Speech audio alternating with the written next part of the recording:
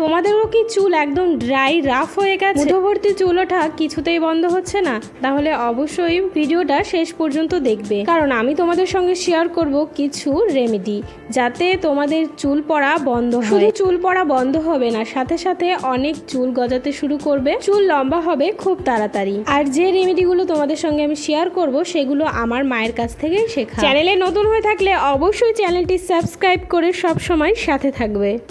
ঘন লম্বা সুন্দর চুল কে না চায়? ঘন লম্বা সুন্দর চুলের জন্য প্রচুর টাকা খরচ করার কোনো দরকার নেই। ঘরে থাকা কিছু উপকরণ দিয়েই তোমরা বাড়িতেই তৈরি করতে পারো কিছু হেয়ার প্যাক। পার্লারে যে স্পাগুলো হয়, hair spa, hair smoothing, hair ট্রিটমেন্টের যাই বলো না কেন, সব কিছুতেই কিন্তু কেমিক্যাল থাকে। তবে পার্লার থেকে সেসব কিছু করানোর পরে প্রথম দিকে দেখবে চুলগুলো বেশ ভালোই লাগে, তারপরে দেখা যায় ওই কারণেই কিন্তু আমাদের চুল ক্ষতিগ্রস্ত হয়ে যায়। চুলের সঠিক নিয়মে সঠিক কিছু উপকরণ দিয়ে চুলের যত্ন নাও, বাড়িতে থাকা উপকরণ দিয়ে, তাতে দেখবে চুল বেশ ঘনও হবে, লম্বাও হবে, আর চুল আমাদের ভালো থাকবে। প্রেগনেন্সির সময় কিন্তু সবারই চুল ওঠে, তারপর কপালের দিকে মানে সামনের দিকে একদম ফাঁকা হয়ে যায়। এরকম প্রবলেম আমারও হয়েছিল। আমারও মাথার সামনের দিকে চুল উঠে একদম ফাঁকা হয়ে গিয়েছিল। চুল আঁচড়াতে ইচ্ছা করতো না, কারণ যখনই আমি চুল আঁচড়ে নিতাম প্রচুর চুল উঠতো, চিরুনিতে চলে আসতো।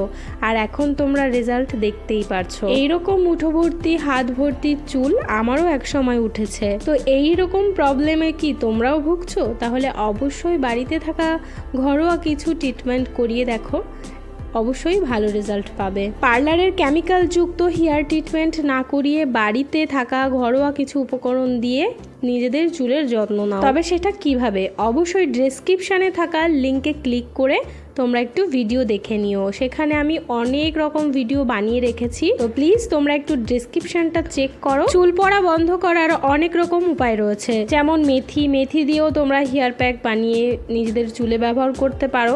তাছাড়া রয়েছে অ্যালোভেরা, নিম পাতা, কারি পাতা, আমলকি, আরও রয়েছে অনেক উপকরণ। যদি তোমাদের মনে হয় এগুলো আমাদের চুলে আমরা কিভাবে ব্যবহার করব, তাহলে অবশ্যই আমার চ্যানেলটি সাবস্ক্রাইব করে রাখো, কারণ আমি এই ধরনের হেয়ার টিপস ভিডিও দিয়ে থাকি আমার চ্যানেলে। এছাড়াও আমার শাশুড়ি মায়ের বয়স প্রায় 50-এর ওপর। আমার শাশুড়ি মায়ের চুলও কিন্তু বেশ ঘন, তোমাদের সঙ্গে অবশ্যই শেয়ার করব পরের ভিডিওতে। তারপর আমার দিদা রয়েছে, আমার দিদারও তো অনেক বয়স, তো আমার দিদার মাথার চুল আমার থেকেও বেশি গোছ। তো আমার দিদার মাথায় আমার থেকে দ্বিগুণ ঘন চুল।